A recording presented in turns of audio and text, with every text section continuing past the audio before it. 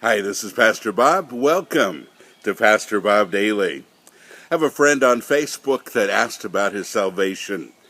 He says a friend just told him that because he knows some of the things he's done in his past, and because he listens to bands like Slipknot and Rob Zombie, that he's going to go to hell. He's not quite going to make it to heaven because of it. And so this guy is pretty concerned. He said, I've been a Christian most of my life. I pray every night. I believe in God. I'm not sure if I'm going to heaven now. And, folks, we keep telling people that they're saved by grace, and yet we keep beating them up for their sins. Now, I'm not saying you should just go out and sin because you can get away with it. And, Paul addressed that in Romans chapter 6. He said, should I sin more that grace should abound more? He said, you missed the whole point. He said, you've been forgiven of your sin. Why would you want to live in it any longer? Which is a really good point. It is the main point. So, you see, it's not because of what you do.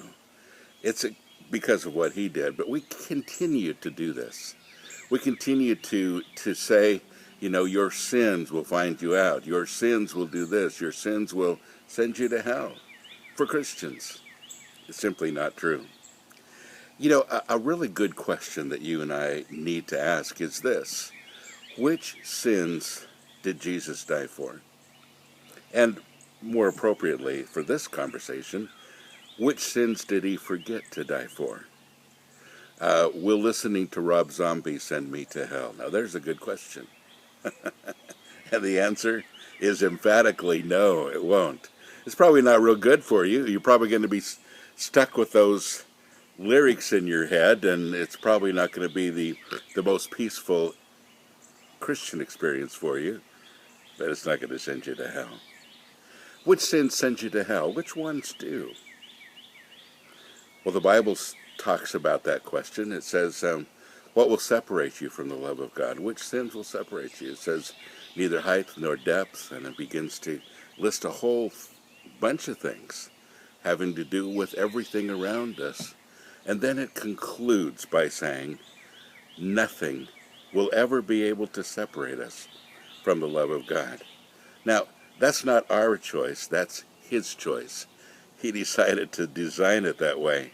And folks, that's good news for you and I who sin every single day.